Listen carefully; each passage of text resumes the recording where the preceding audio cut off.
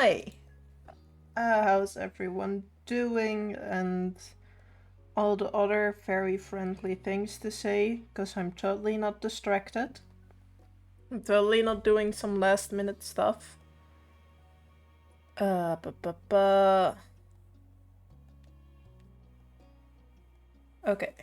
I have done all of that. I think everything is working correctly. Okay, I'm gonna start with, yes, I know I said I was gonna stream another time this week. I was planning on doing it yesterday and then I got sick, so I didn't do it. Sorry about that.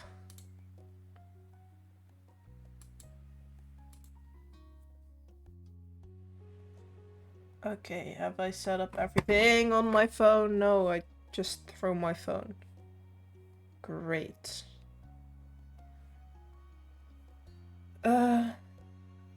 Anyway. We're gonna continue with our life today. I know the title says, like, I need to stop dropping my phone. I know the title says, like, starting step 4, and I know we have, like, a little bit left of step 3. But I'm just assuming we can complete that, like, really, really quick. And it doesn't take, like, 30 minutes. Because I feel like that was almost at the ending of the chapter. I was just losing my voice, so I couldn't continue.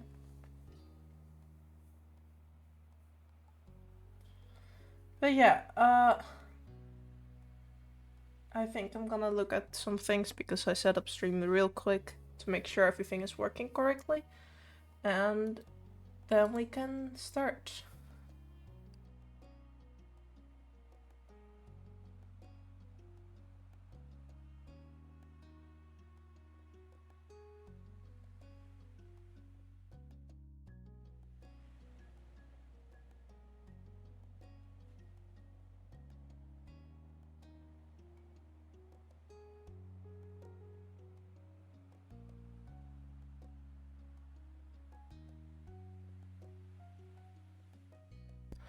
And it's game time. Wait, I thought I already clicked on continue. Oh, we continue. I'm used with, like, stopping in between the chapters. But, of course, we didn't do that this time, so I dropped into the middle of the chapter. I forgot. Great. Now I don't have extra time to talk.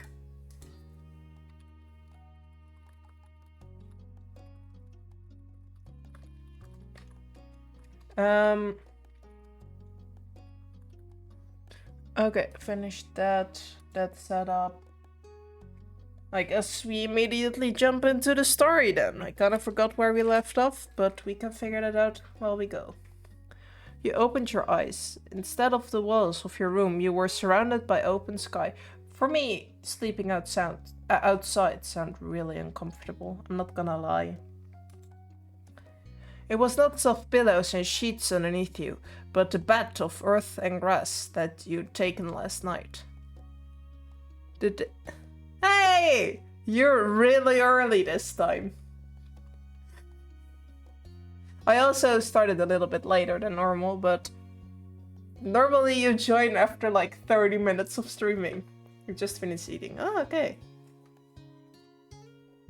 But yeah, I legit only read like 2 pieces of text before you joined. And normally I wouldn't even have started yet, but we started in like the middle of the chapter thing, so instead of like the normal stream. Fair enough. The day welcomed you with shining sun and refreshing breeze and the chirping song of birds. You cupped your face with your hands as you sat up, feeling the imprints of the blades of grass leaving lines into your cheeks. True? Hearing your name, you lowered your hand and looked around. There you was. You're almost influential neighbor Cove Holden. Oh, you look so pretty. I'm sorry. He had made himself very comfortable, laying on his stomach with jewelry and shoes taken off and a flower in his hand. Good morning. Good morning to you too. Look at the boy. Yes, look at the boy.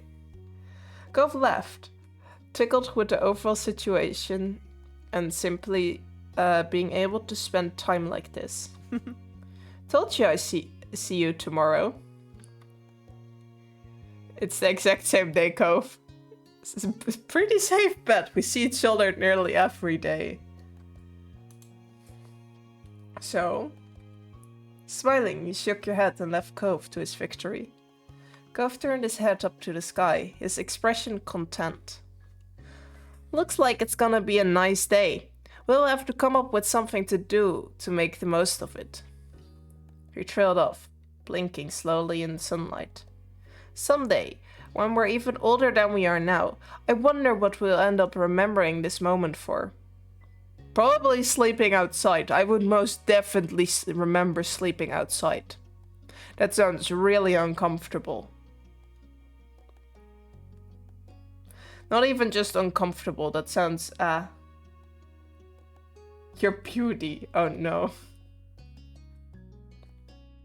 What will we feel when we look back at it? Will it be the same as what we're feeling right now? It's nice. I can't see what the future is gonna look like again, but I think that's alright. You're way too sentimental. Pretty sure we're gonna have, I'm gonna have forgotten all about this. I think I'll mark another start for me. I don't know, but I'm looking forward to finding out. Gove turned back to you, nodding in full agreement. He eyed the hill sprawling out before you and down below, where the wild hill and nature gave way to civilization. Your home and coves laid down at the bottom, nearly neatly filed among the other houses in the neighborhood. Hey, true, I bet I can beat you in getting back to the road. You laughed, amused by the wager. That reminded you of so many moments in your youth. As much as I like it here, it's okay if we leave now.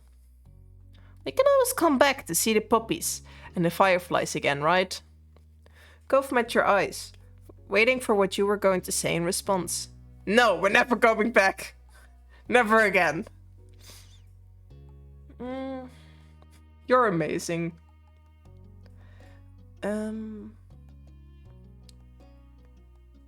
We'll always be together in one way or another. That's so sweet, I'm gonna say it. No. I might be able to manage that. Gove blinked slowly, his eyes still locked on you, but you didn't need to see his face to know that he adored you. Dang! True got an ego! Yeah, he's blushing, it's adorable. If there had been any room for doubt, the tender way he spoke would have filled it up. You're really irreplaceable, huh? Gove beamed at you. His expression was so unlike the one he had worn when you first found him here, swaddled in sadness and uncertainty. Yet you couldn't help but glimpse that boy once more underneath his bright expression and matured features. Come on. Come on. He offered you a hand. You accepted it. Your palm fitted around his. Gove lifted himself up, pulling you along too. Our parents probably aren't gonna come running for us this time. We've got to make our own call. And I say that we can't hide away forever. Poppy Hill is just one part of things. There's more out there for us than this time and this place alone. Let's enjoy it. You couldn't say whenever you were the one that broke into a run, if Gove had been the one to start it, or if your feet had simultaneously made that choice for you both. The end result was the same, with the two of you dashing down the hill like children, with the nostalgic revelry that could only come as an adult. As the wind whipped past you, you knew that family and friends were waiting at the end of your sprint. There were more memories to make, after all. Life had taken another step forward. I got an achievement called Our Life. Reach the end of the game. I reached the end of the game. Is that really gonna be the end of the game? There's a chapter 4, right? Or is that the DLC? Cue the music, yes. I'm gonna turn down the music. Because I don't know if it's copyrighted or not. And I do not want to get copyright striked. Because of the epilogue, that's fine. I can deal with that. Honestly, it would be nice if it's not the same, because I do not have...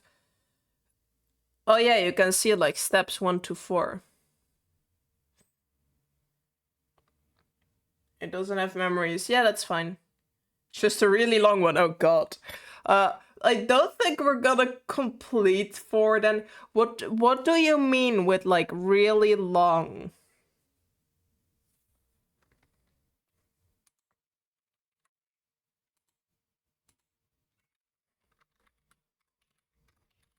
It's just long. Okay, that's not helping me estimate how long it's gonna be, so I cannot say if it's gonna be in one stream or not. Our life. Step 4 playtime.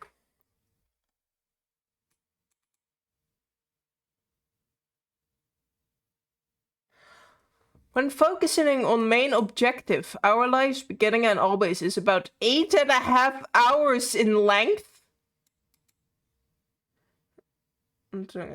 3 memories, but every step had a different length of memories, but like, yeah, we will break it up. I'm just looking at it. I cannot really find...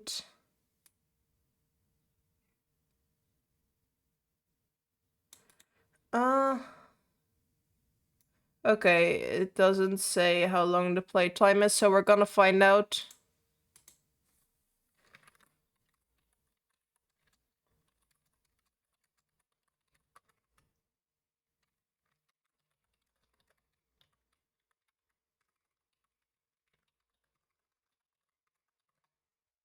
Let's say I played till you don't want anymore. Yeah, I was planning that either way. Like, I'm feeling fine enough to stream, otherwise I would have said, hey, I'm canceling. I don't know if it's gonna fit in one stream though. I mean, technically everything could fit in one stream if I just stream long enough, you know?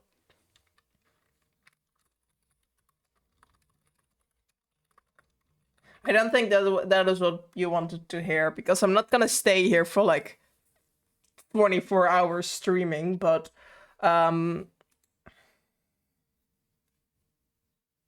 these are a lot of names.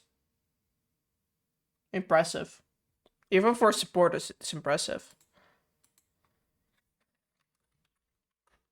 I mean, if your stream is Steve browser, it probably will fit. I don't know, I might break it up in like 2 streams, but for me the problem is like, I don't know how short it is. Which engine? Oh, I wasn't looking on time, but yeah, thank you for playing, no problem, it was a nice game. In between. Here we are. The epilogue. I don't think we really need to change anything. I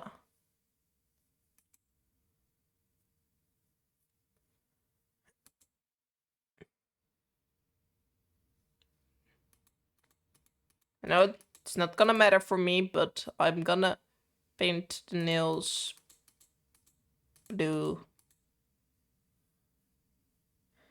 5-year time skip? So long? That's a long time. Okay. We're now 23. Sure. We're going up another level, because... Wait, no, I want to go back. Ah, dang it, fine, I will save at this point. Normally I save at the point before that, but... I guess we save here because I forgot.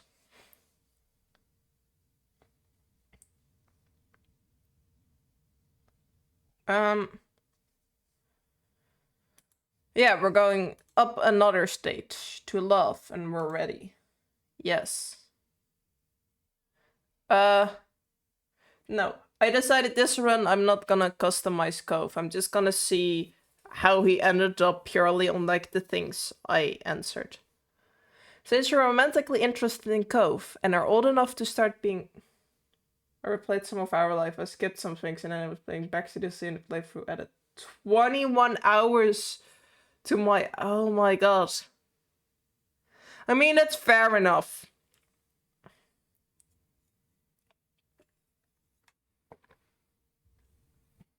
I mean, fair. That's fair. I'm gonna play a bit off stream too, like without DLCs. I'm gonna play some more to see like different stages, and once I have the DLCs I will stream again. Most dramatic story? No spoilers! Rude! Okay, I'm not mad, but don't tell me anymore. I want to find out for myself when I play it, okay?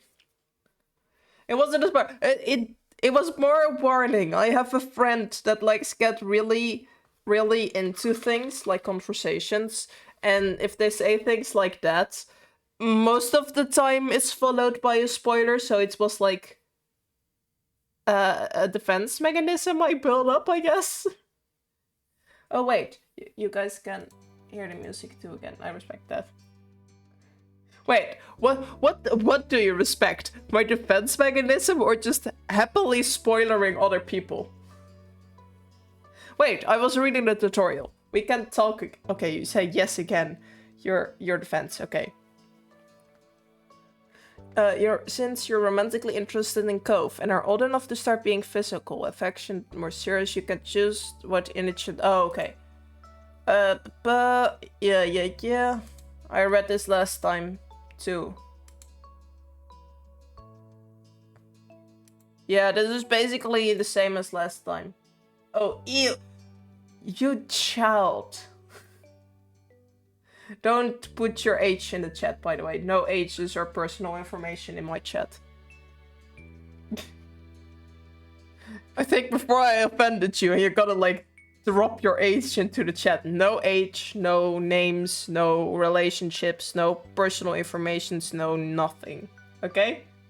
Just basic internet safety. Don't lie. Please don't do that. Just don't joke about it, please. Okay. Yeah.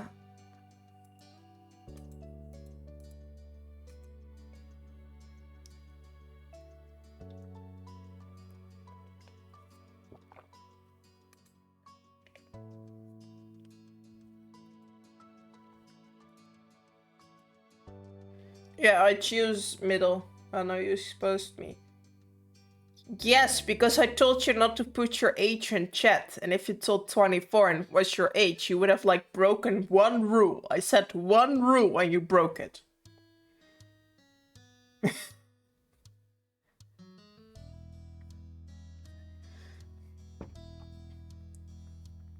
Well, that's a lie. There are multiple rules like under the stream in like the about section. But did I... Wait, pure out of curiosity, did I add like don't share personal information?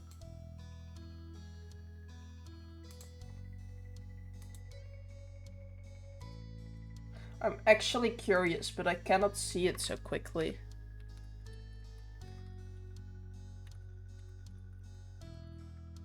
I will check after stream. Hold up, I'm gonna make a note.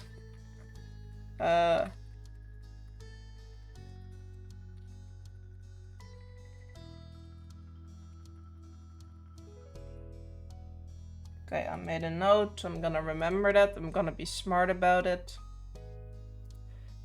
Continuing with the game. No, you didn't. Okay, then I will fix that. And so your days growing up in the loving cradle of Sunset Bird came to an end. In the years that passed since graduation, you moved out of your childhood home and made your own way into the world.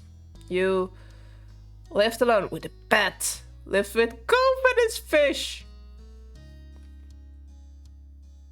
I wanna live with Cove, his fish, and the pets I picked. And you worked at a fine company, had a business of your own, co-owned a business with Cove, had multiple ways of earning income, were still focusing on pursuing education. Nah, I will go with multiple ways, whatever. Watch me just be an actual robber, and that's the way. My multiple ways of income is just me robbing multiple people. That's a joke, by the way. I have never stolen anything in my life. My brain doesn't allow me to do that, because it feels bad. In the... Ooh. These are a lot of industries. I will just go with gaming industry, because why not? To know, I will report you to the police. I just told you I didn't steal, though. Your family members went through the same kinds of leaps into independence. Liz and Lee both eventually earned degrees and started fantastic careers in their own in new towns. But your mom's and Co's father still lived on the same street as they had for all those years before. It was comforting to you that there were still some things that remained in the old neighborhood. And despite the ever-changing reality of your adult life, your friends were still your friends, though of course things weren't exactly the same for them either. Very recently, Terry publicly came out as a man and switched the spelling of his name to use an Y instead of an I. That's the like pronunciation of the... I know my English alphabet. I don't know my English alphabet. Oh my god. I need to start... Yeah, I know it's Terry now, but like... I don't know my spelling. He also confessed his love for Miranda, which he excitedly procreated? Whatever. They moved in together recently in the city, out past Sunset Bird. Oh, I'm happy for them. It's sweet. Derek was as busy as always, but doing well. He always made an effort to keep in touch, and you even saw each other in person occasionally. One person who did disappear into the shuffle of memories inside your mind was Baxter. After his vacation in Sunset Bird 1 year, he was just gone. I guess in the DLC that's different. That's just my guess. Or does he like pop up again in the epilogue? I don't think so, right? Gonna say anything. Right, I asked no spoilers. Thank you. Actually, yeah, no, just say if it's different or not. That's like all I ask. That's not really a spoiler. That's just yes or no question.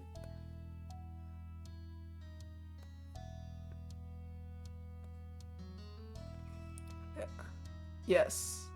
Yeah, I just remembered probably the whole epilogue would be different if you choose him as romantic partner instead of... What was the question again? If like the thing fun he disappeared after 1 year, if that was different or not with the DLC.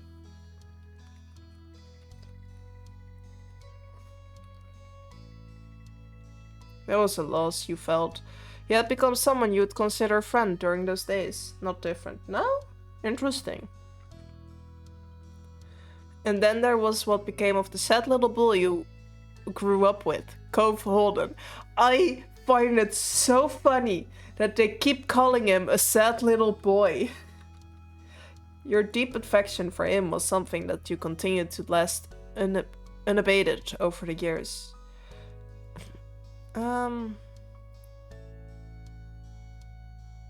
Oh, you two of you got engaged. He was your fiance. That's adorable.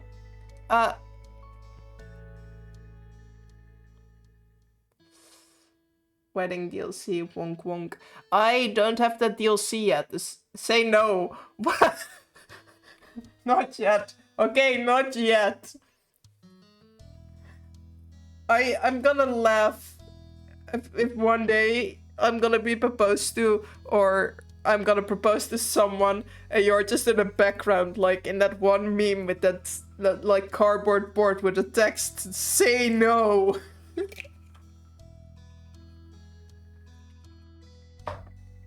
I honestly, I could see you do that.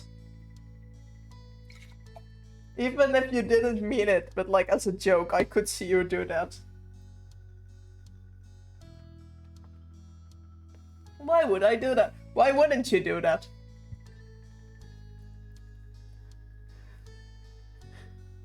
I can honestly see most people out of my family do that.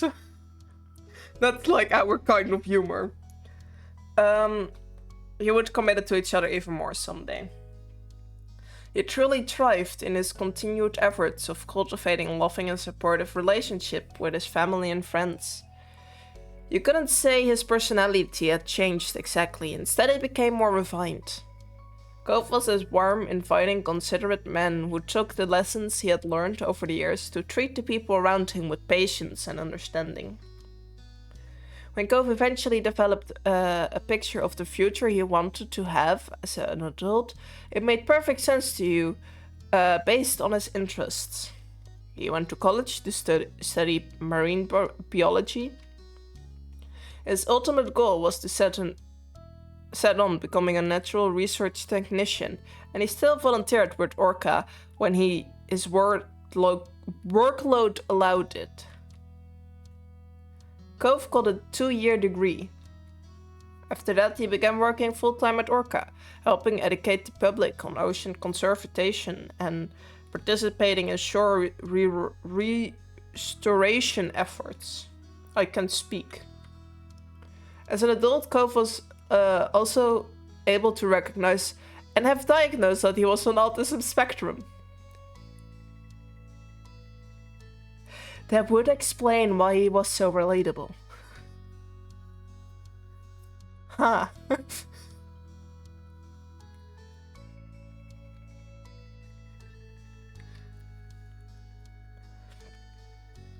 I thought it was just like, it's just a character I relate to. It happens all the time. No, it was autism. Ow!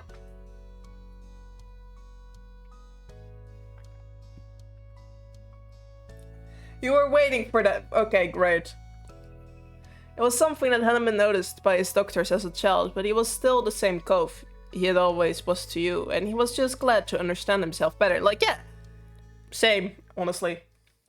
The doctors who diagnosed me, because I got diagnosed as an adult, but like, the doctors who diagnosed me were like so weirded out by how relaxed I accepted my diagnosis. I was like, oh, okay, nice to know. Are there like any places I can get like a better understanding of it? And they were like, you are so relaxed by this. Most people do not like to hear they're autistic. And I was just like, oh, okay. It thrilled you to see how happy and successful you'd grown up to be. On the whole life continued is steady beat forward, and you all went with it down the path you chose. It was strange and wonderful. But no matter how old you got, how far you roamed, or how long you were away, the home you had in Sunset Bird still called you back eventually. The car rumbled down the highway. You had started to zone out when a truck in the left lane loudly zoomed past. Your driver didn't remark on it, just like anything else this trip. You went back to staring out the window, letting the scenery pass you by. You did appreciate the spacious backseat of your ride.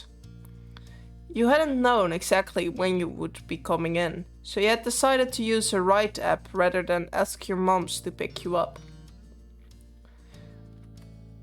It had turned out to be a convenient choice. You looked forward to surprising your parents at the door. You smiled at the thought of their faces lighting up. Luckily, this hadn't been that big of a trip for you.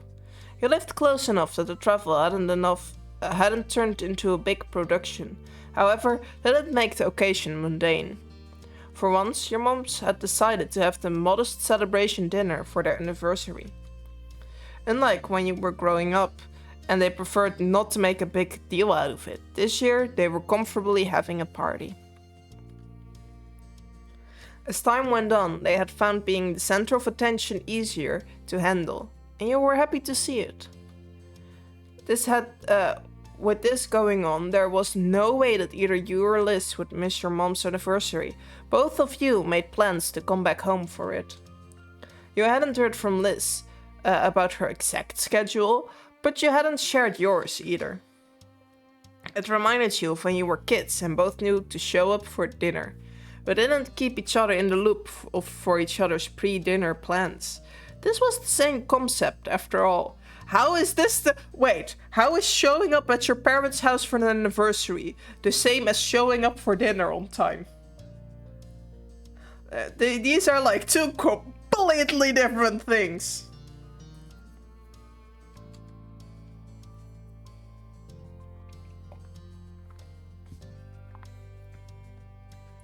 No priorities, clearly. Yeah, clearly. Dinner and an anniversary. Same thing. Okay, good to know, I guess. Some things stayed the same, and yet it was definitely different from when you would see your sister every day and knew sort of what she was doing anyways, from osmosis. Today, you had no idea. Things were always changing.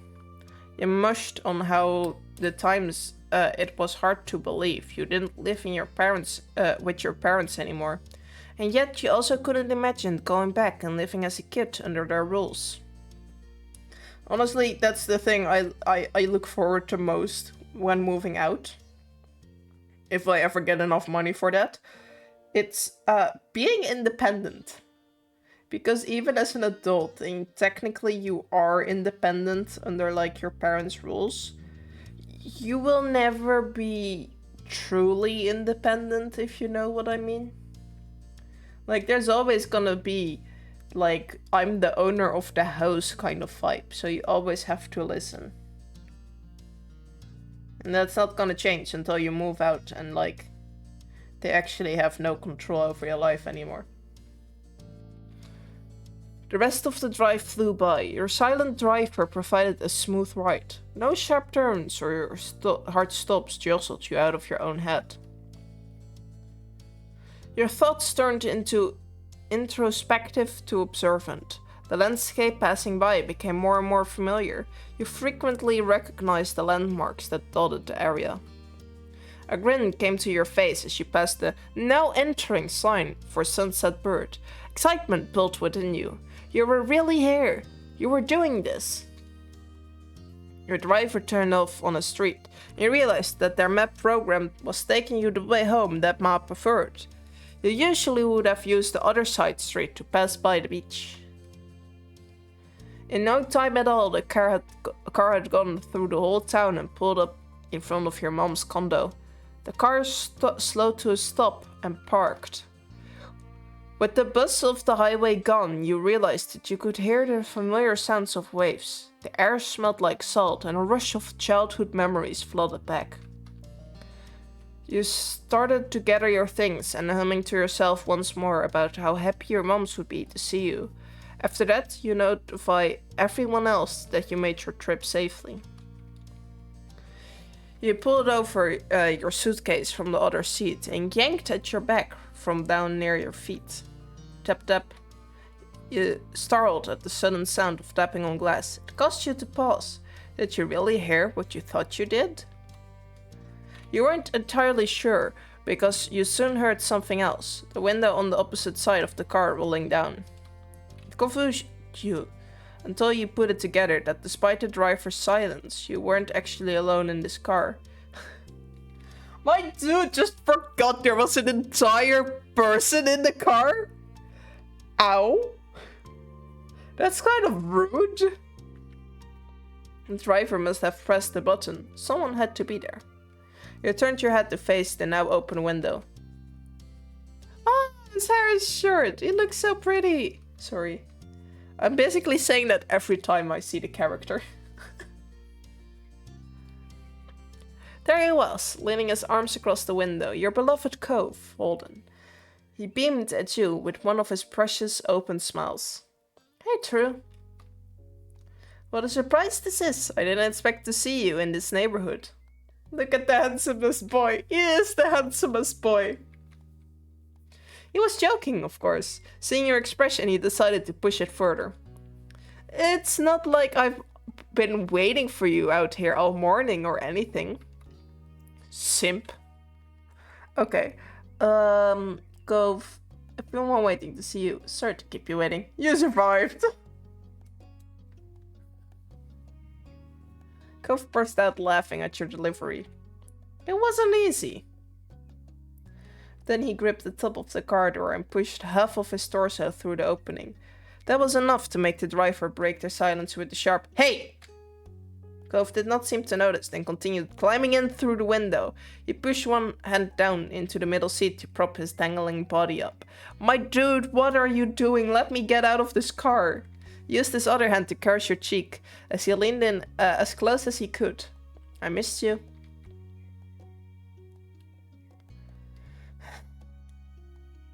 That idiot is adorable. I know he is adorable.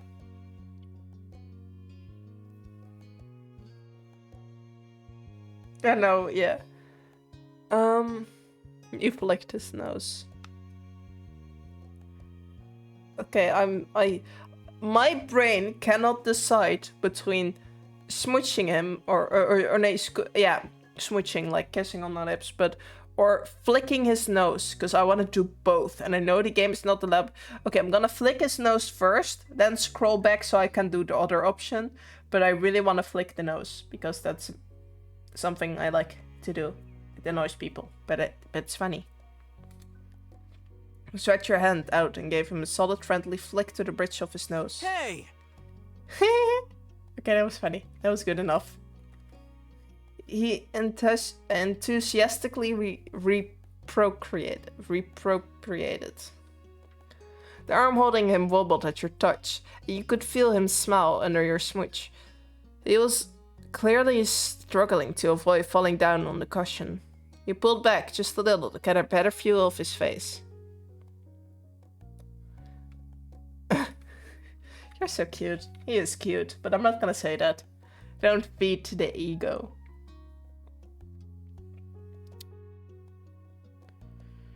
I really should have expected this. You and your windows. Yeah, I read it too. How can I not choose that option? Like, my dude always climbs in through the windows. It's like a tradition at this point. I promise this wasn't planned. Sure it was. I don't believe you. A real Romeo wannabe. Did Romeo crawl through the window? Did he? The Shakespeare we had to read for like English class, the balcony, blah, the same. Okay, fair enough. But like the Shakespeare we had to read for school was oh man, what was that crazy king called again? I don't remember. But it was like a play about a crazy king who, or well, a dude who became a king and then he went insane, and 3 witches were involved, and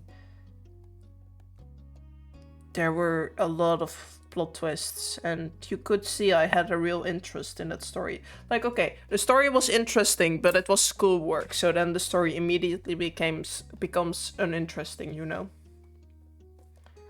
Promise this wasn't planned. I know, still doesn't make difference. Ghost's mouth turned awkward as his arm started to bend lower, causing his body to slide downwards with it. He turned his head to the driver. Sorry, I'm always causing trouble in this neighborhood. Cove shifted around some more and scorned back the way he came. After he had successfully pushed off the window and landed on the pavement with a thump, you opened your car door. You threaded your arm through the various straps of your bags and climbed out. Cove took a few long strides around the back of the car and quickly met you in your sight. Dang, did he become even taller? Cove stood in front of you, and it stuck to you that the two of you were back in Sunset Bird, reunited once again on this street.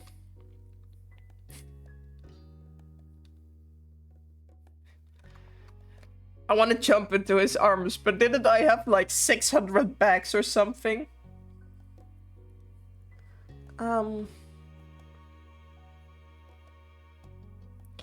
Yeah, just jump into the arm. Haha! I get to choose what I do with the bags. Or putting them down. You dropped your bags on the paved road and you got a bolding start to leap into Cove. He caught you and was surprised at your action.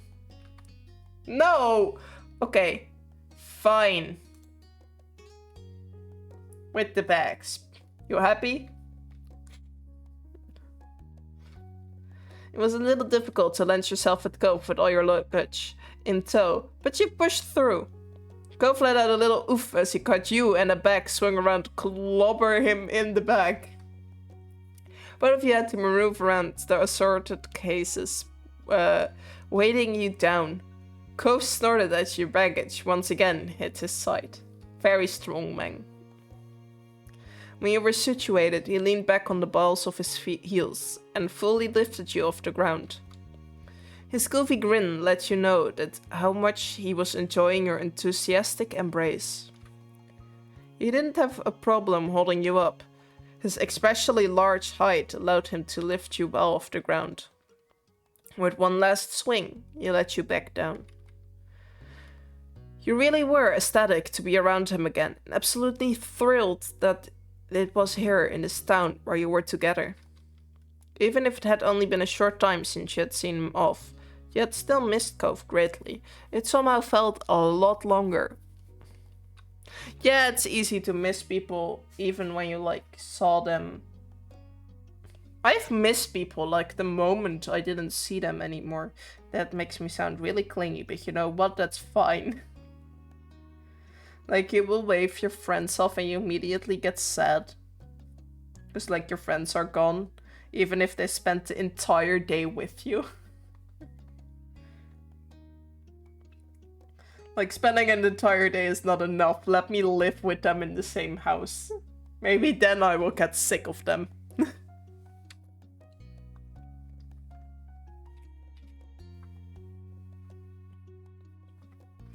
Give your different schedules and...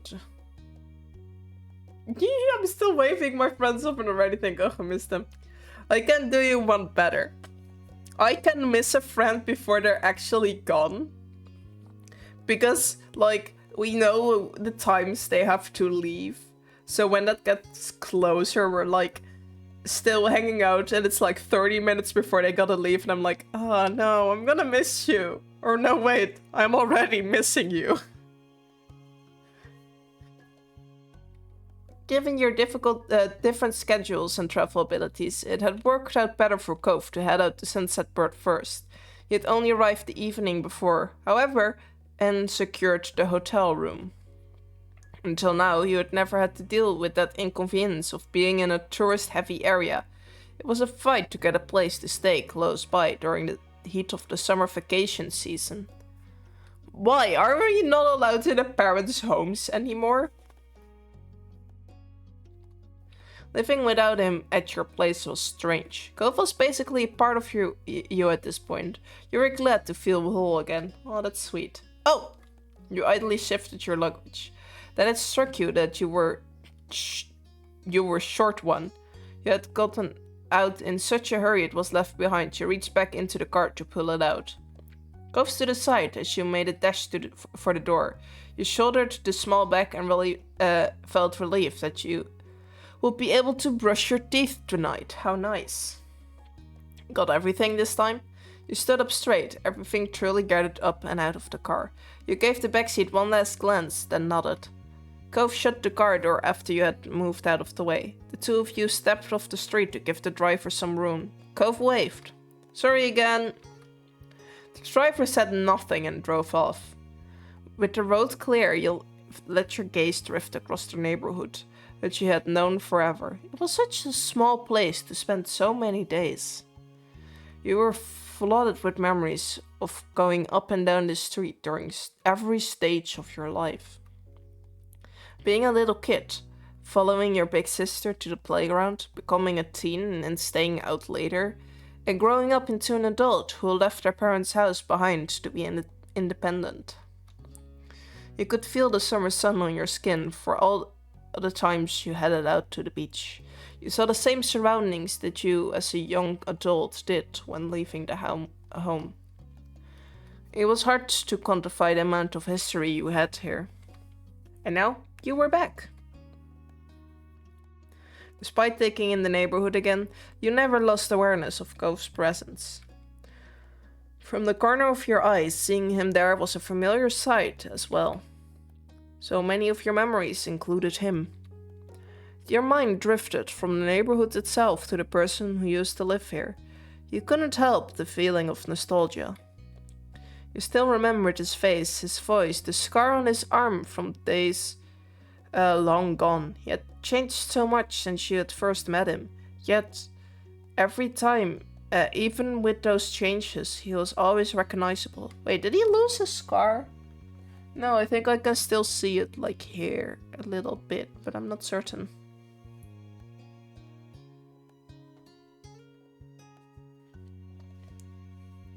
It was familiar like the sky was, in a way you knew the sea.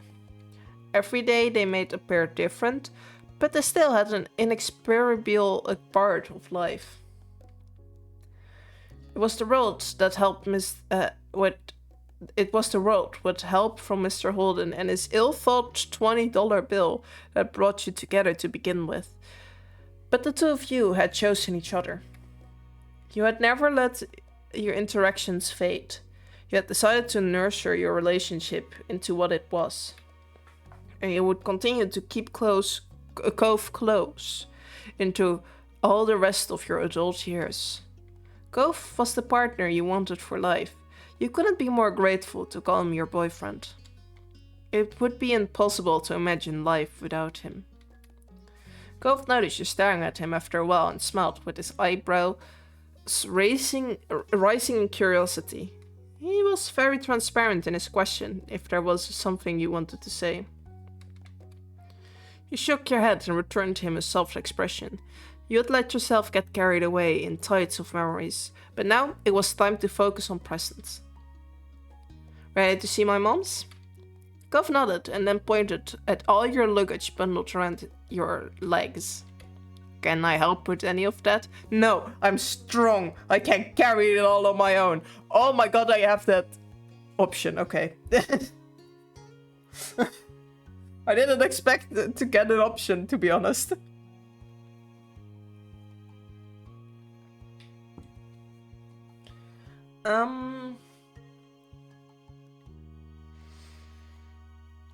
Yeah, thank you. You can help with all of it. No, it's like carrying in all my groceries in one go. Yeah, thank you. Let's just say yeah, thank you. You gratefully passed him a bag. It was a lot easier to balance everything with that out of the way. He used both hands to take hold of the one piece of luggage and stood tall, pleased to be able to provide his assistance.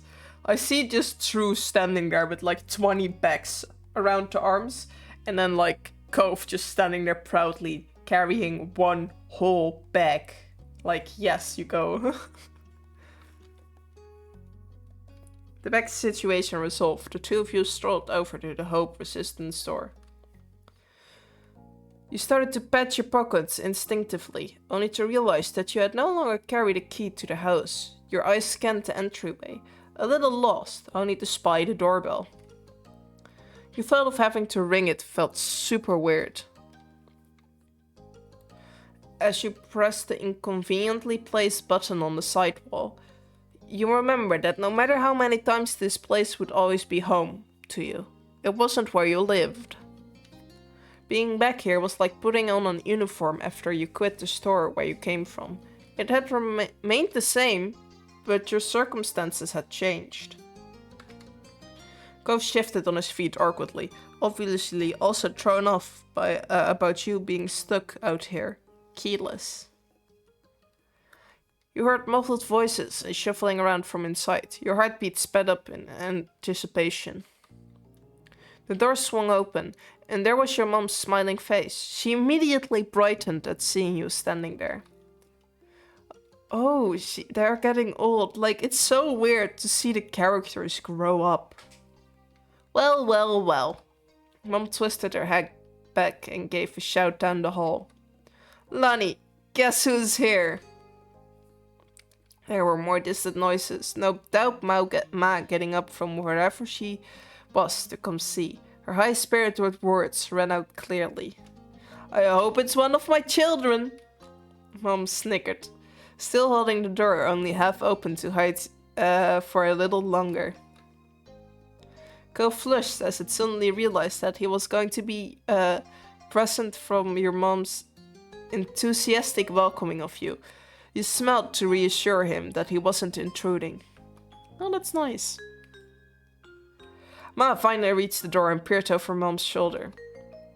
Oh, she looks so pretty. They both look pretty, but like, I like the short hair. Makes her look pretty. It is. Hello, True. She gave you a once over, patting the top of your shoulders and moving down the sides of your arms before you nodded in satisfaction. That you were in one piece. What is it with these moms and being like, oh, and as a bonus you arrived in one piece, and oh, look, you're still in one piece. What is it with parents and one pieces? How sweet. This is a wonderful surprise. Ma inclined her head to Cove next, not leaving him out either. Hello, sweetie. You count as one of my kids at this point anyway. I have double the surprise today. Yeah. Yeah. You snorted at your mom's greeting. You never changed. She's in a word. Gonna end up in Bumpy. Okay, but like, if I'm gonna end up in two pieces, either I'm gonna be dead because it's like in the middle or somewhere important, or I'm just gonna be missing, like, you know, a leg or an arm or something like that. So either it's gonna be very noticeable, or they don't have to worry about it anymore.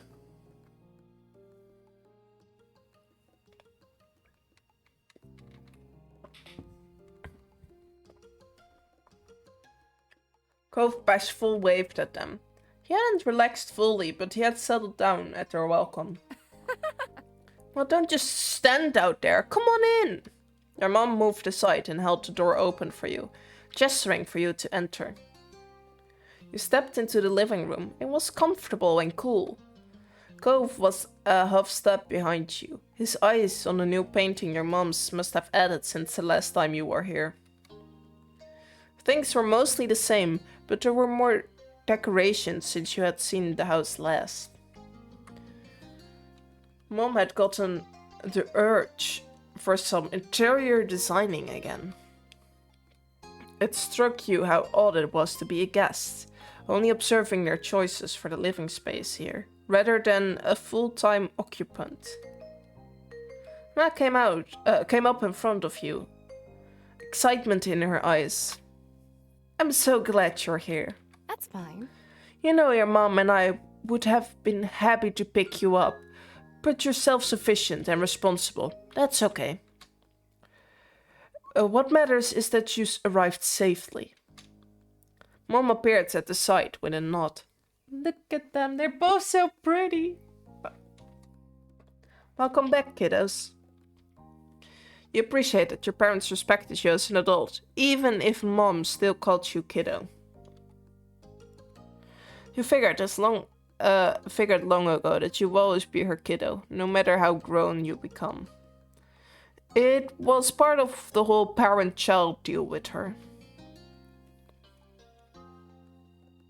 You gave them a thumbs up. Great. You hugged your moms, yes. You took another step forward and pulled Mom and Ma into a big hug, squeezing them tightly. Their arms wrapped around you in return, and you could feel their love for you in their embrace. I wanted to surprise you. Oh, well, you succeeded. Your timing was lovely. It's always nice when I'm able to come by. Your mom's giggled, pleased. I hope you both are both been doing well. Is everything set up for your anniversary dinner? No problem. We're happy to help if there's something we can do. We've been plenty fine. It's been a little quiet, but that's not a bad thing. Mom placed her arm around Ma's shoulder and gave her a slight hug. Don't worry about it. Don't worry about it. Don't worry about the party. We're just planning to eat at the Cypress. Nothing fancy. Which is kind of funny thing to say about a pretty fancy country club. The biggest issue has just been making sure everyone could make it for the day. Speaking of which, Liz will be arriving tonight. We're planning on picking her up later. I guess Liz isn't as grown up as True. That's a diss. Oh my god. Mom sniggered at her own joke, and Mal lightly elbowed her with a barely hidden grin. Shush. Shush. As I was saying, we could drop you off wherever you're staying if you don't mind waiting for that. I'm sorry there's no space for you in the house. It's gotten crowded in those old rooms since you and Liz moved out. I don't know where all this stuff keeps coming from. Sure you don't, Pamela. It's okay, Cove already has a hotel room I'm gonna be staying in anyway. Cove sent you some pictures of the place when he arrived. Stylish and roomy. It seemed very nice. It was a double room. Do they mean like 2 beds? Like it doesn't matter. It's a single king. Well, how big is a king bed? Ooh. Fancy. Big. Yes, it is. Well, oh my god, there is just I searched for a king bed and I just see 4 dudes lying on one bed. Like they're all like shoulder to shoulder, so it's not really comfortable. But it is one big bed if like 4 adult men can lie shoulder to shoulder on it. Like that's the measurements I need. I'm gonna sound very American, but if I see a picture of something, I want to be able to see how big it is in real life by comparison to something I can picture in my mind. Like adult men of like average height. So many of those pictures, like I started crocheting like a little stuffed animal, and the picture it looks quite big, as in at least like 30 centimeters in height. I started crocheting it, and it's gonna probably be a little bit, maybe the size of my hand or smaller. So like it's so tiny.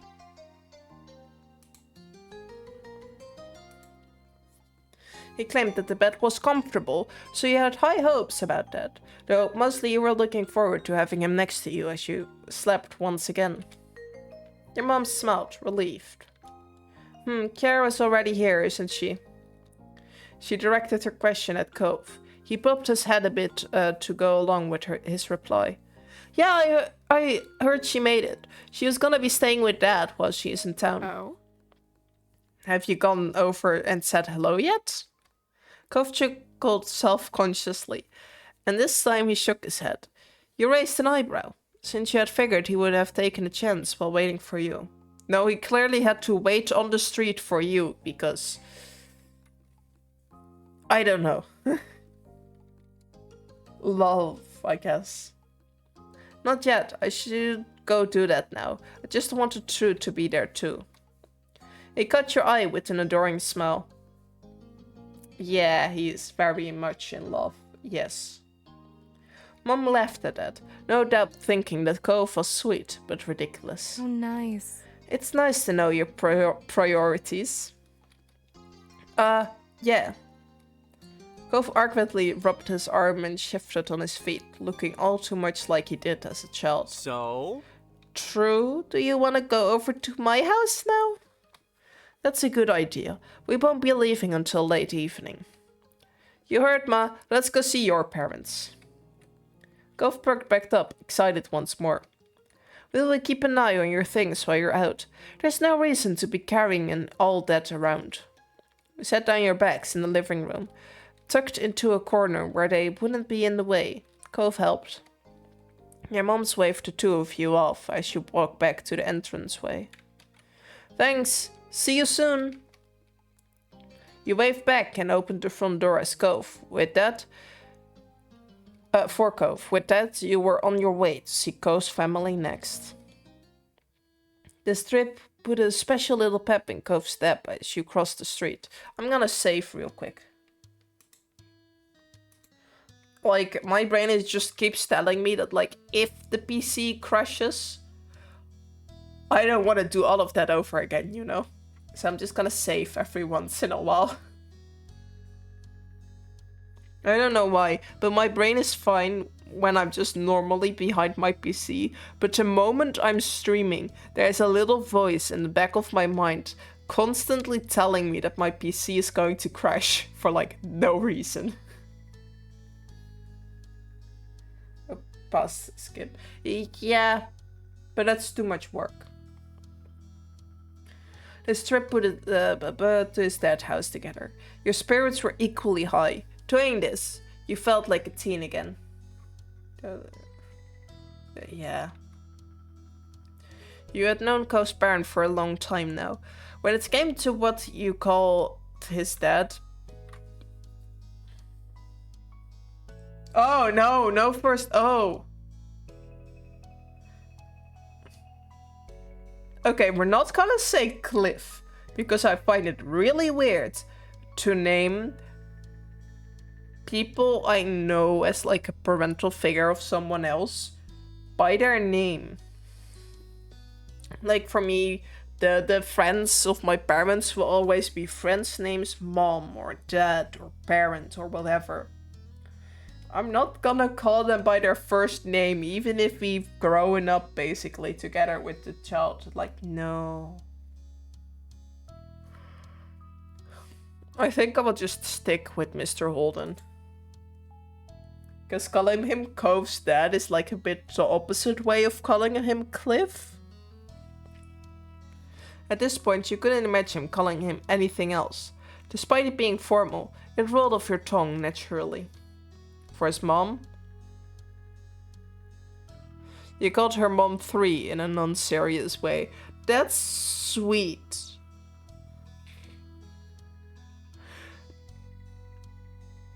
I kind of want to go with that one. Like, honestly, I would call her Kiara, because it's not like the same relationship that has been built up with like Cove's dad or Mr. Holden.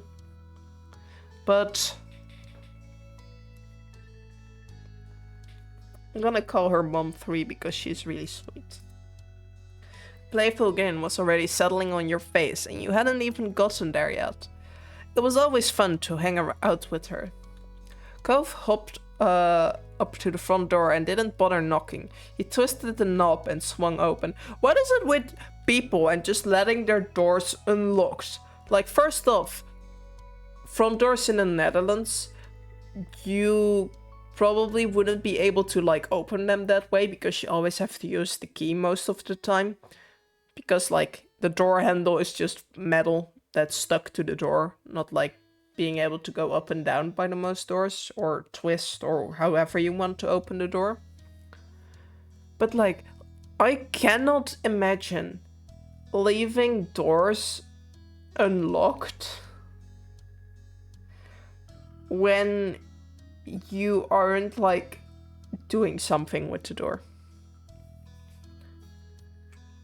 For some reason my parents have like really ingrained it into my brain that people are gonna steal stuff. Okay, anyway. With a grin, Cove gave you a gratified thumbs up. You shook your head in disapproval, but you both knew that you hypothetically supported his behavior.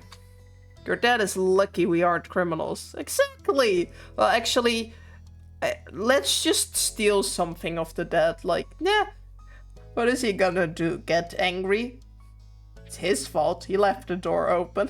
Okay, no, that's a joke. We're not gonna steal things. He brushed her comment aside and went right into his old home. Mr. Holden was there, standing in his kitchen and babysitting a pen on the stove. Ah, his dad has gotten so pretty! His head turned at the sound of footsteps, and he brightened instantly at the sight of you both.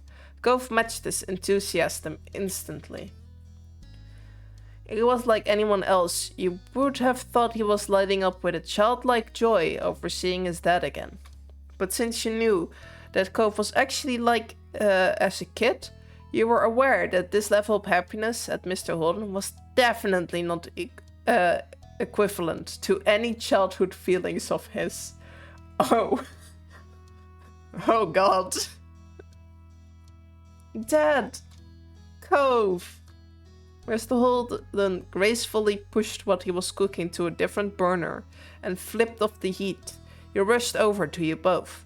Gove flew forward and met him halfway in a hug.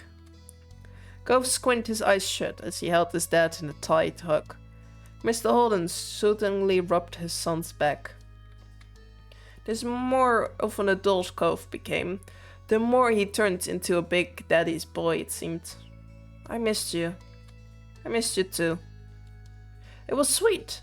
And teasing aside, it was wonderful to see them at this place in their relationship after years of struggling to connect. When the hug broke, Mr. Holden hooked an arm around his son's neck. He let out a deep laugh. I still can't believe you outgrew me. Yes, Gove has become gigantic. My dude just didn't stop growing or something.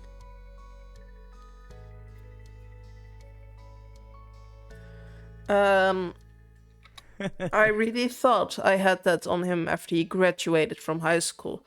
But then he had to keep going. Yeah, like exactly. He just kept growing for some reason. Chuckling, he shook his fist in mock anger. Gove ducked his head and laughed in kind. Well, I know for a fact that like one of my cousins, I once held him as a baby. And now I actually have to, like, I'm not small. I'm average height, above average height, somewhere around that. But I have to look up to look my younger cousin in the eyes. And it happened during COVID. So, like, he went from before the lockdown to, like, smaller than me. Or, like, yeah, he was smaller than me. And after COVID, like 2 or 3 years went by because COVID. But the next time I saw him, I had to like look up and my brain just had like an error. Like, what's going on? Sorry, Dad. Gove's cheeks turned pink and he averted his eyes. He was becoming bashful, so you knew he had more he wanted to say. Gove softly added. That's... Yeah, he's big. He's about as tall as my sibling. No, he's taller? No. Maybe same height, taller. I don't know. Tall. But on the other hand, you are also just small. But I was raised really well. His sad expression instantly crumbled with emotion. He sniffled. Gove put an arm around him too and tucked him into a side hug. Oh, they're so cute together. I like this parental relationship, or at least what became of it. Like, the start was terrible. He observed their little reunion fondly, happy to let them enjoy their moment. They were a perfect pair of sentimentally. Mr. Holden eventually turned his attention to you. Hey. Hey, True. So great to see you. He pulled away from Gove and approached you with a little wave. He was back to his cheery self. It's nice to see you. Hug. Getting all the hugs I can. You went to him when with your arm extended. In a silent, is it okay? Question in your eye. Mr. Holden pulled you into a big hug without second thought. There was a quiet sniffle. I miss seeing your face around here. Thank you?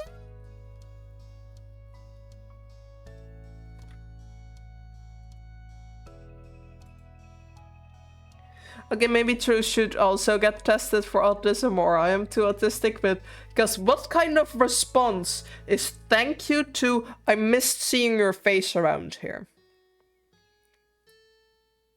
I don't think that's a thank you thing to, and like, I don't think thank you answering on that is fine, but okay. It's a compliment.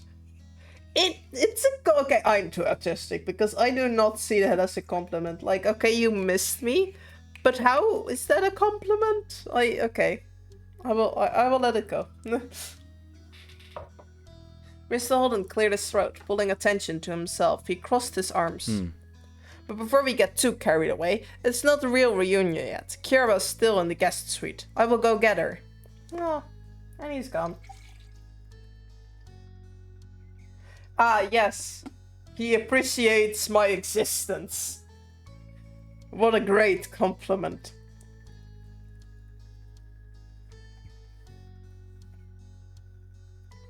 He urgently bolted down the hall, and he could hear every step he took. It ended with a distinct knock. Kiara, they're here. It was only a second before there was a sound of the door being yanked open. The pounding of feet hitting the wooden floor grew even louder this time. My baby. Oh, she's growing even more pretty. Oh, this is great. Sorry. My baby. Next to you, Cove let out a nervous laugh. His parents entered the living room, and Kiara stretched her arms out wide as she spotted you both. Cove went to her easily. You went in for the hug too. She pulled you tightly into her arms with Cove.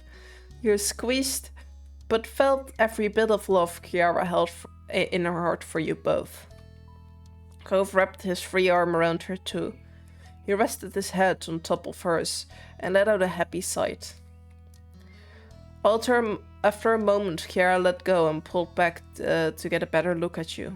Your faces. She surveyed every inch of them and appeared satisfied. You both look well. That's wonderful and just what I like to see. Thanks. Thanks. And hi, Mom. Thank you. You look great, Mom 3.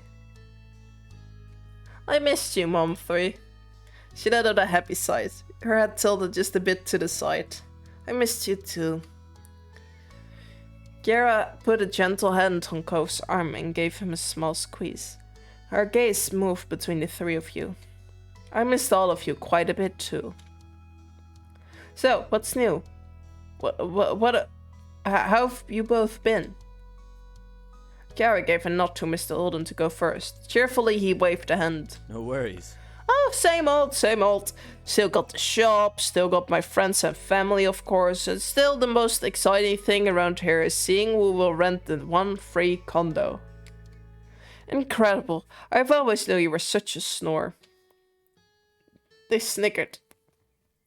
And you couldn't help but peek at Cove. He rolled his eyes dramatically, drawing out a few giggles from you. But the whole time there was still a happy smile fixed on his face. Well. For me, things have been good. I've gotten a lot of interesting assignments lately. Oh, I recently went to Seattle and Kiara twirled the strand of her hair shyly and her mouth curved into a grin. Whatever she was thinking about, it made her happy. Has she found someone?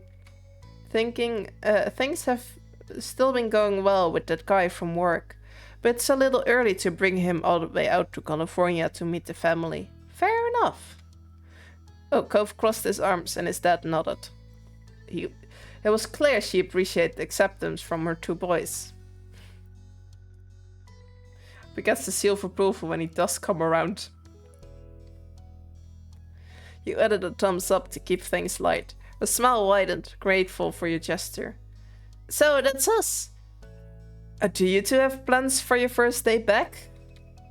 The one thing I have to do is pick up Liz later tonight before we head back to our hotel room. Great. Great. He suddenly looked over his shoulder, his eyebrows pushed together. I'm glad you're here, but I just remembered that I was in the middle of cooking something. Only a small crackle escaped you while you fought off the giant grin taking over your face. Meanwhile, Cove erupted into laughter at his dad, shaking his head. That's fine, Dad. Go salvage what you can. I think it's nice to explore the old neighborhood for a while anyway, since we got the time. Cove directed the last part to you as he spoke, hoping that you wanted to go with him. You nodded automatically. You were already looking forward to it. It's a perfect idea. Makes sense. I think so too. You should go enjoy the day. I will hang back as you, so I won't be a third wheel. And someone's gotta keep an eye on Cliff before he catches the whole kitchen on fire. Mom, you're not a third wheel. She would probably be a third wheel, like, let's be honest. Gove stiffly stuck his arms against his side like a little child. A small smirk tugged on Kiara's mouth. She winked. Yeah, I was correct. Wait, I just saw this. Is my... Oh, my character is in front of it. Wait, no. Hold up. No, it's not. You can just see it above it. It's like the scar. You can see the scar. Like right here. It's just gotten really small. Like, I know that's how scars heal. But... Cool. You know what I mean. Go have a good walk. See you both later. Cheerily, Mr. Holden waved before going back to his cooking. Cove smiled warmly.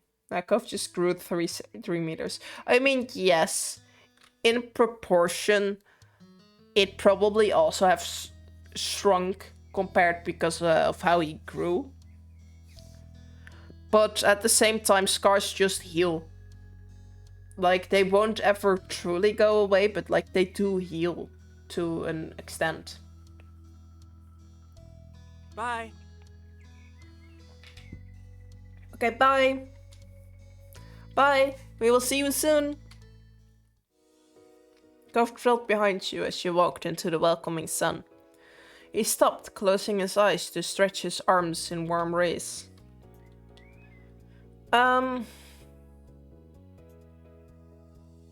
Yeah, piggyback ride. Yes. I kind of want to go for the piggyback ride. That sounds great.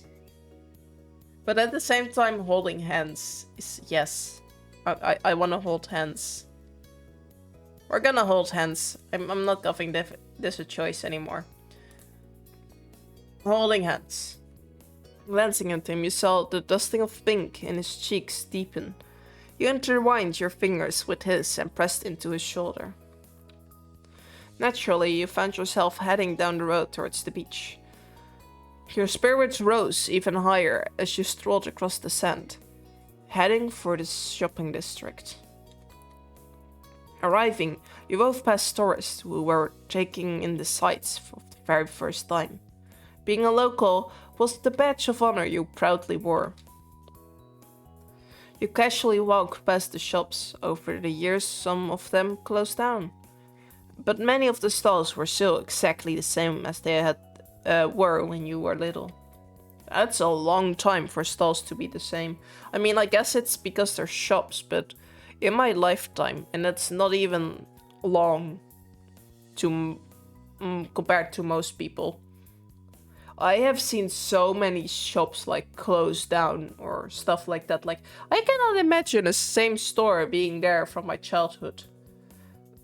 I mean, they are, but that's mostly like supermarkets and that kind of stuff.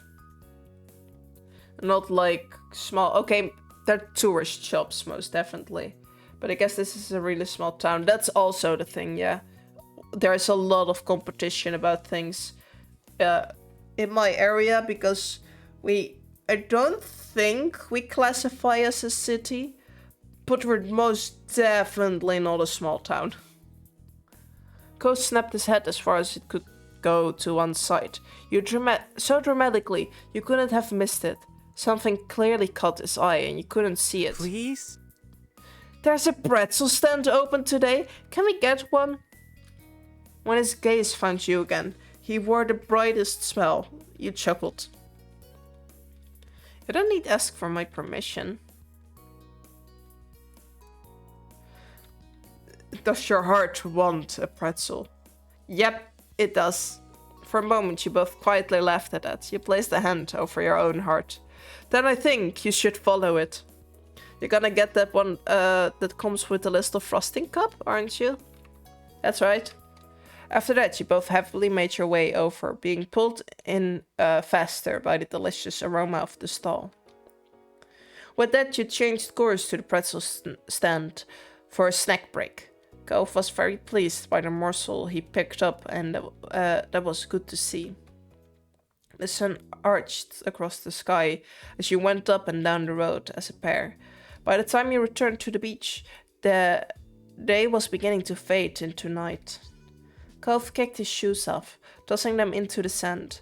He wanted to get his feet wet in the waves as fast as possible. Sure, we join him, why not? In seconds, you had your feet free, and your shoes abandoned in the sand. You kept going until you were ankle deep in the water. Cove sighed contentedly. You followed his line of sight to the setting sun, painting the sky with hues of orange and pink.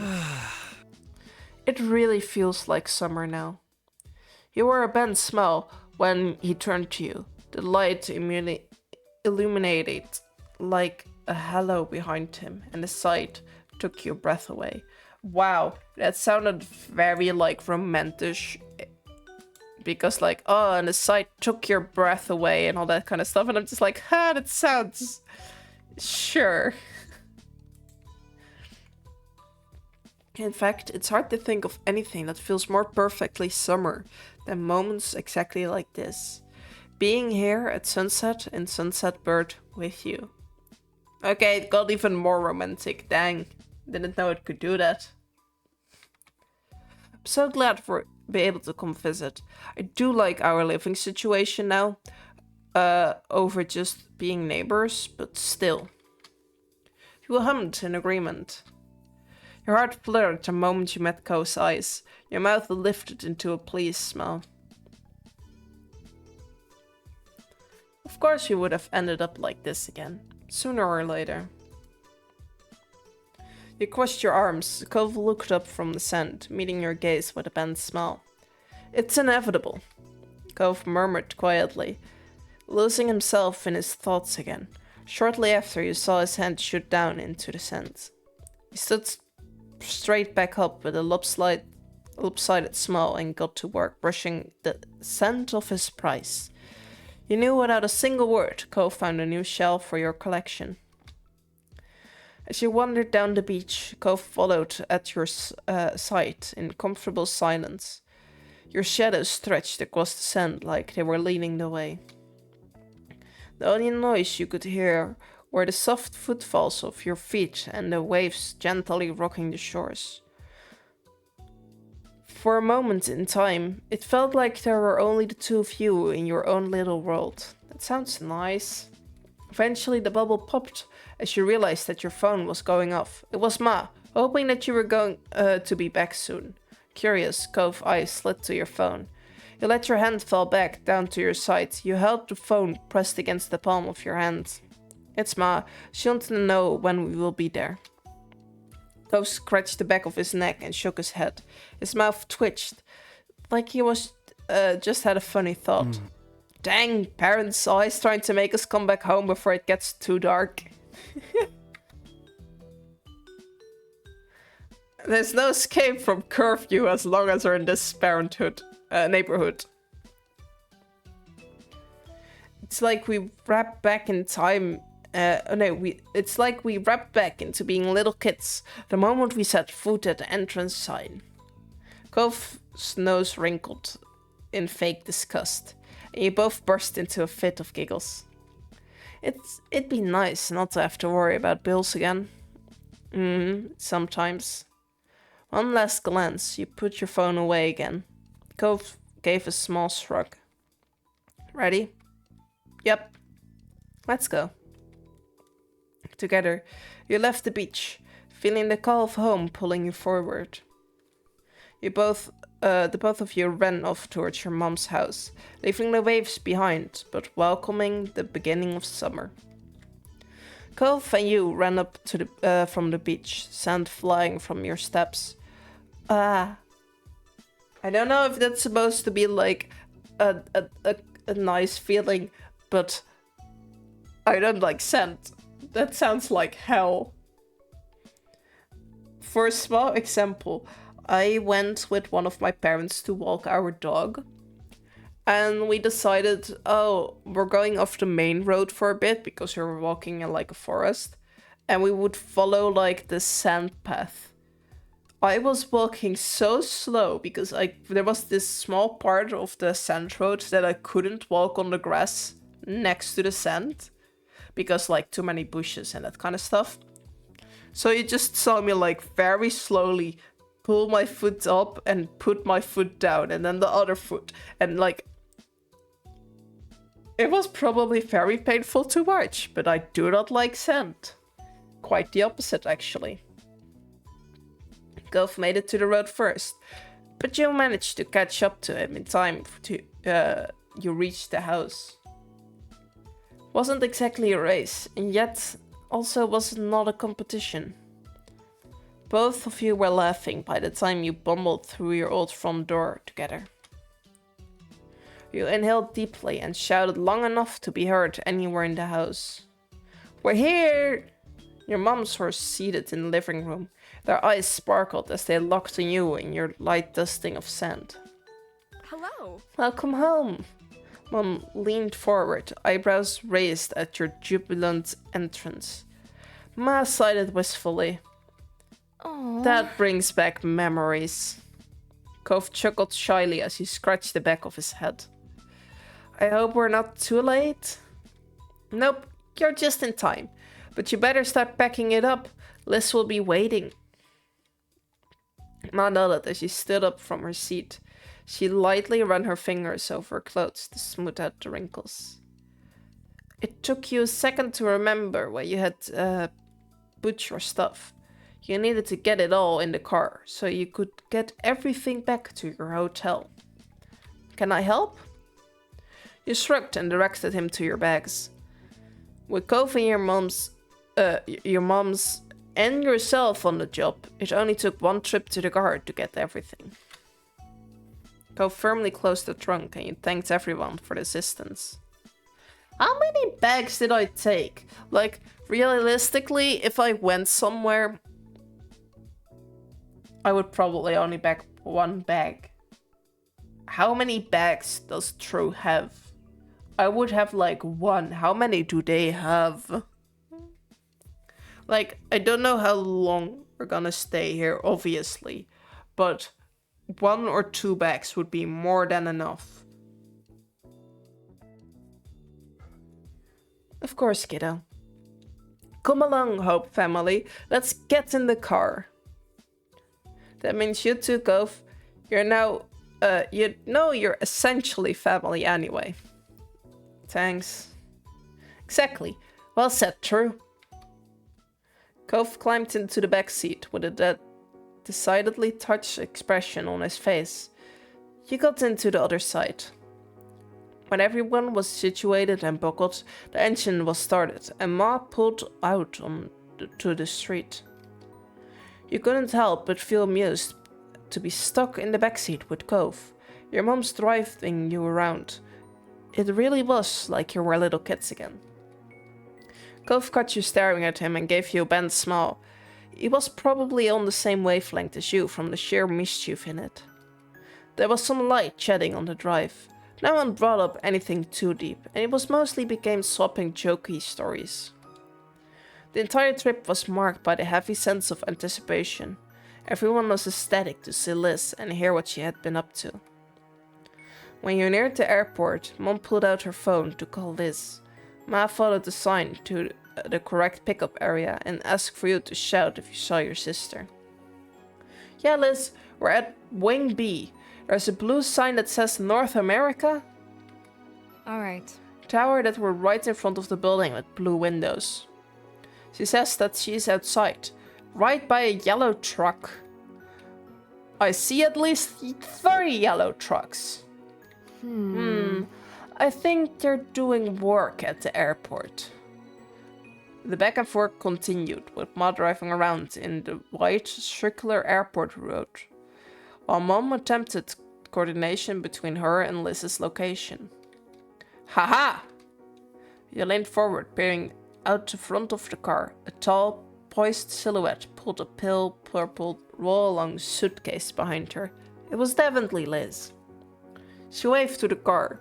Ma parked along the sidewalk next to her, and Mom pushed her phone away with a chair. Mission accomplished, team. Ma excitedly reached over to grasp Mom's raised hand, thrilled that both their kids were back. Good job. That's right. Liz came closer and yanked open the back door beside her. She popped her head into the car, her smile ornate despite how tired she appeared. It must have been a long trip for her, yet her expression was the same familiar smirk that he had grown up with. Hey. She's even more prettier! Hello, children. I'm back.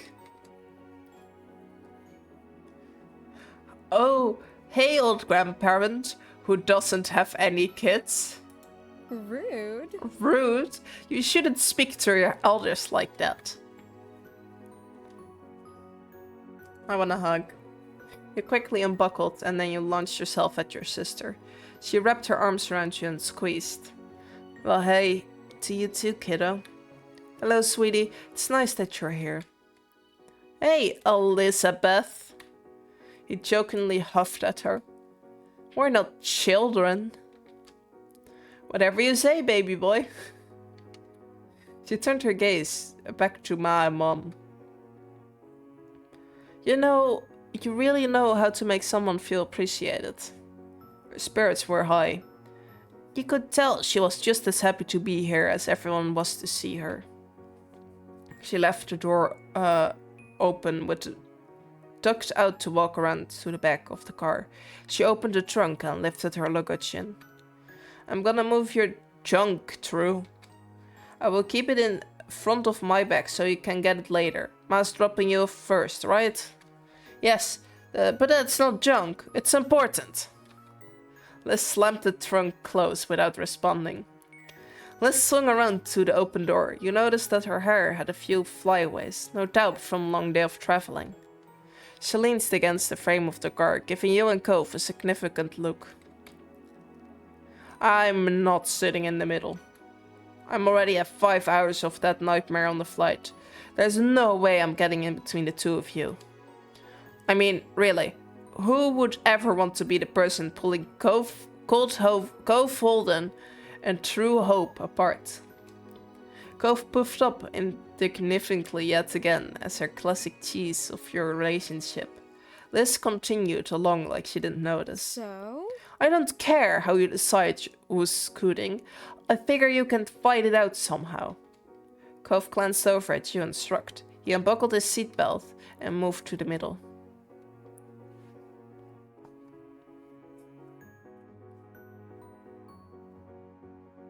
Thanks, Cove.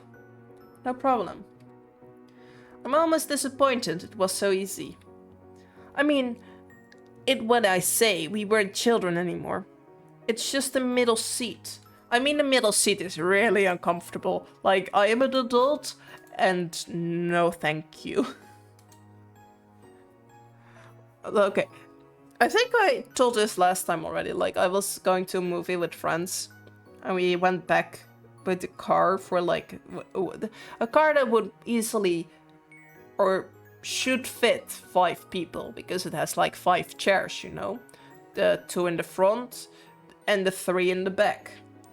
Only also you can see in this picture is like the middle seat is smaller than the 2 in the side. So it's uncomfortable for 3 full-grown adults to sit in the back row. I don't know why it's marketed as for 5 people, because it's basically 4 or 3 really squeezed in the back. But you know what? We cannot complain, because that's rude or something. I'm just gonna get a bigger car when I'm older. Actually, I'm not gonna get a car because I can't drive.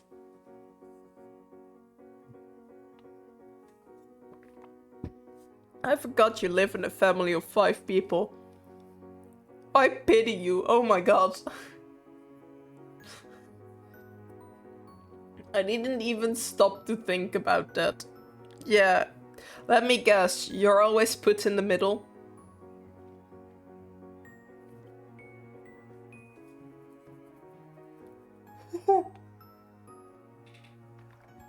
Damn. Yeah, no, I'm lucky I only grew up with like one sibling. Because we had all the space we wanted in the backseat when growing up. Liz shrugged, not losing any of her smugness. You're lucky, yeah. Keep telling yourself that, and I will keep taking the window seat. With the window seat open, Liz squeezed herself into the car and shut the door. When everyone was settled, Ma began to pull out. Let's go. We're off? Liz crossed her legs. Compacting herself slightly, she braced most of her weight on the door behind her instead of sitting up straight. It gave her a little more room. Hopefully we finish the journey. This car is almost as old as we are. No. And it's still just as good as you are. Huh? All the complaining definitely means Liz is back. We're equivalent to just Jonker? You put as much fake hurt into your tone as you could manage. Neither of your moms took you up on the teasing. I feel insulted by being compared to this rust bucket. This doesn't even have enough cup holders, Ma. Mom turned up the radio as Ma merged into the highway. The station was familiar. The normal soundtrack of when she had driven you and Liz around town. Liz bounced in her seat, enjoying the classic tune. The song would be old enough to vote at this point if it was a person. That was hard to believe. With Liz, the conversation livened up, despite it getting later and later in the night. She told you all about her week and all the travel preparations she made. By the time she made it to the actual tale of the travel itself, Liz started to chuckling. On the plane, Liz had sat next to a couple of girls who had talked a lot about how well they could read people. Liz countered that their conversation with her in hilarious detail as they had apparently tried to guess her occupation after only shaking her hand. Neither of the girls could agree with one another and Liz had refused to tell her. However, the drive to your hotel was only so long. Eventually your group arrived. You yawned and got out of the car when it stopped. Cove clambered out after you. Liz gave a loud sigh of relief at all the extra space she found herself with. You and Cove grabbed the luggage and waved off your family after you said your goodbyes. After they left, you and Cove went to find your room. Wait, we're gonna save again. I'm gonna save at like every point where I notice a change. You scanned the keycard to unlock your hotel room. It sounded out a soft beep, and you turned the handle of the door. The door creaked open and you cranked your head in to take a look. The first thing you noticed was a large king-size bed in the middle of the room. It was a prim, modern-looking space. It seemed clean and smelled faintly like floral air freshener. A smile played on Ko's face as he watched you take in the space. The bed's nice, huh? Which one of us is going to use it? Me, you can fend for yourself. That was a joke. Can we please share the bed? No, now you have ruined it. Now you're sleeping on the couch. Yes, aw. Thanks. I've got a good hotel, didn't I? Not the couch, yeah, that was the first, I wanted to say floor, but then I saw the couch, so he's sleeping on the couch.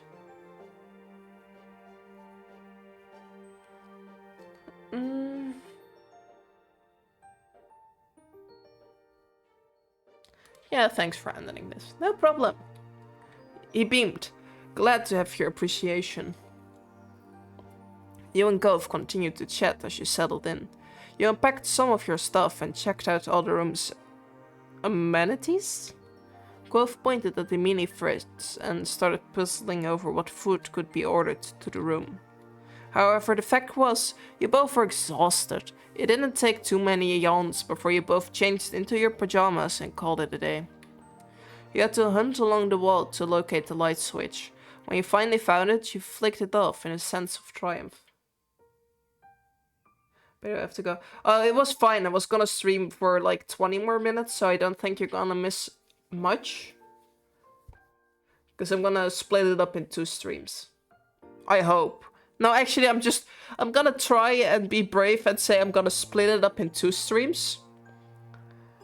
And hope next time I don't have to stream for like 5 hours, but we will see. Anyway, thanks for joining. I hope you enjoyed. See you next time.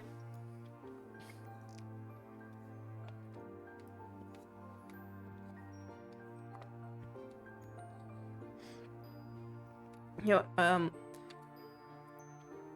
turned your head over to Cove, who stood behind you in his pajamas.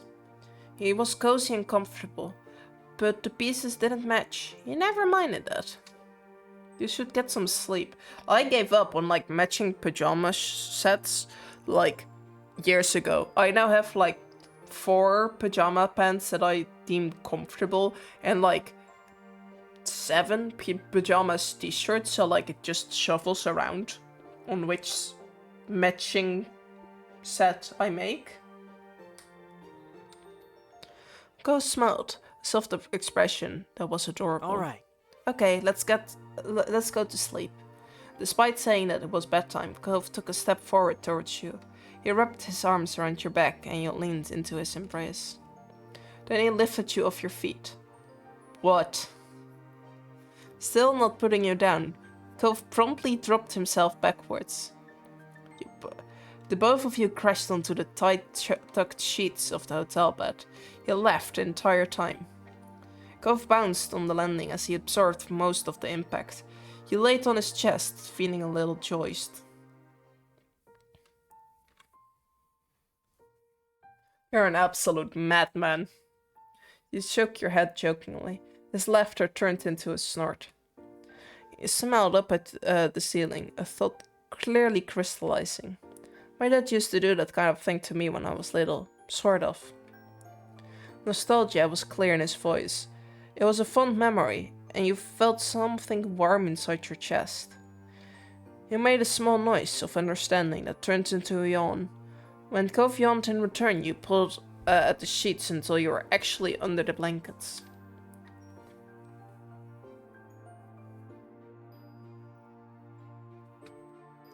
Do you know why pigeons are called pigeons?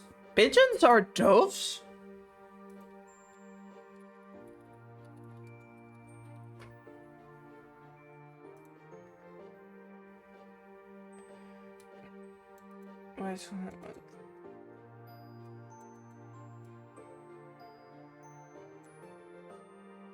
Wait.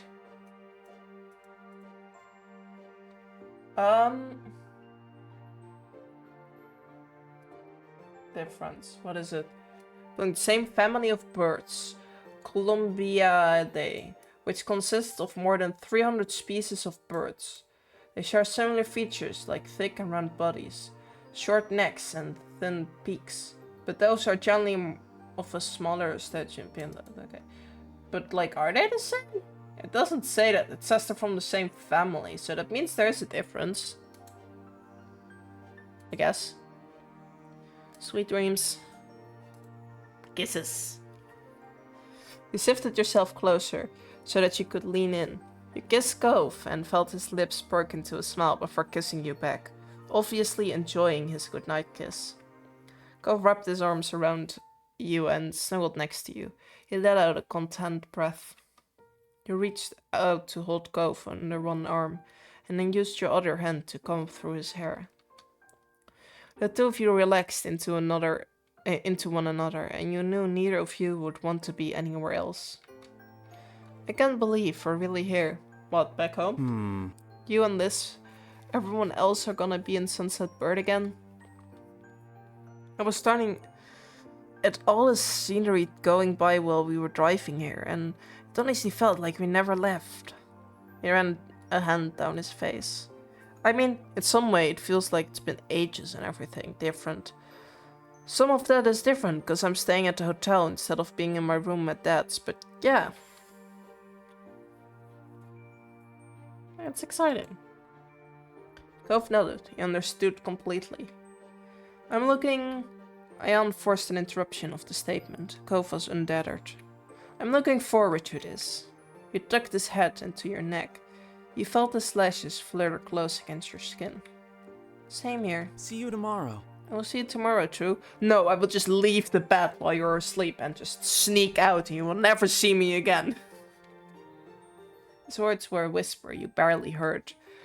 It might not have been that exactly. You might have been guessing. Cove had a habit of mumbling. It was okay either way. Whenever you heard it or not, or only thought you heard, the sentiments was true recklessly. Cove would see you tomorrow, when he opened his eyes and sunlight returned to your hometown of Sunset Bird. You comfortably drifted off to sleep and eagerly waited for Cove's tomorrow as well. Your eyes gently opened to see a dim, unfamiliar ceiling. You recalled where you were, a hotel room. Yawning, your muscles felt relaxed and warm enough that sleep threatened to pull you under again. Morning! Cove's voice brought you back to consciousness. The heat made you sense now. You knew the comfortable weight against you was your boyfriend. His arms were wrapped around you and his fingers were lightly drawing shapes on your pajamas. You twisted over to face him fully. Morning, did you sleep well? I did. The expression on his face softened with a content sight.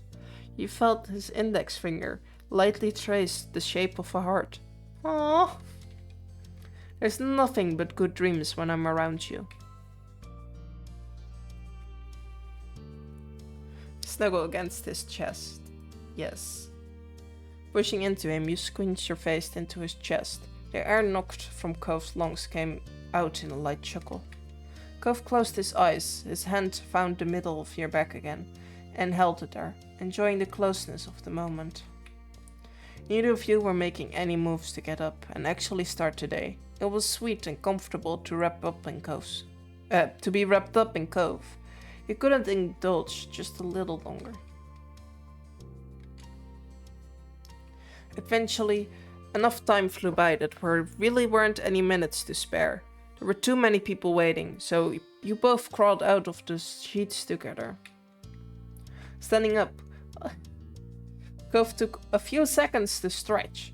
He glanced over at you with an animated expression. I'm really looking forward to your mom's anniversary dinner tonight. It's gonna be fun. I think so too. I mean... This whole trip is great, actually. Being here with everyone is like having another chance of being a kid. We can do all the stuff we used to, and all the things we never did, but wanted to.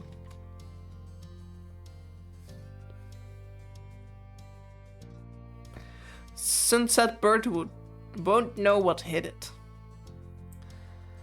Cove's mouth curved into a bent smile. He tossed the pillow at you and you caught it. Shouldn't I be worried about getting thrown out of town or worse? Worse? Schooled. Oh no. Yeah. Laughing, you squeezed the pillow against your chest. You shook your head. That can't stop us now. Well, we better get back to it, huh? We've got a pretty full schedule ahead of us for your mom's big day. You smirked. So much for being a kid. So many responsibilities. I don't think seeing our friends really counts as responsibilities, True. Fine, you got me there. After that, you and Cove moved around each other, busily getting dressed and getting ready for the day. Light laughter and chatter filled the air the entire time. Bags were packed and phones were sought after.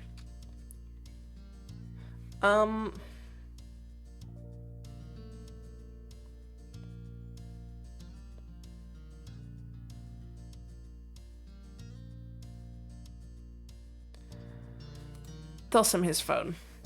Jove caught it with a noise slap in between his two hands. He started over at you with wide eyes. Shrugging, you tried not to grin. It was a losing battle. Remind me to remind you not to do that again. I will walk over to get it next time. Worried still, he wiped off the phone screen on his shirt. You chuckled in agreement, knowing fully well that you both would likely forget and play catch with the phones again sometime later.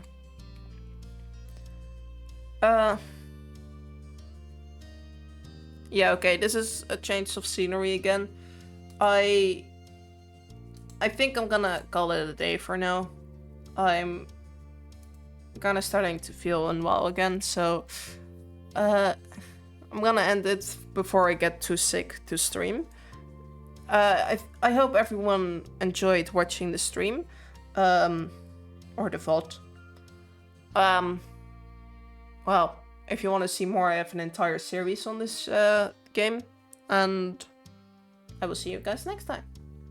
Bye bye!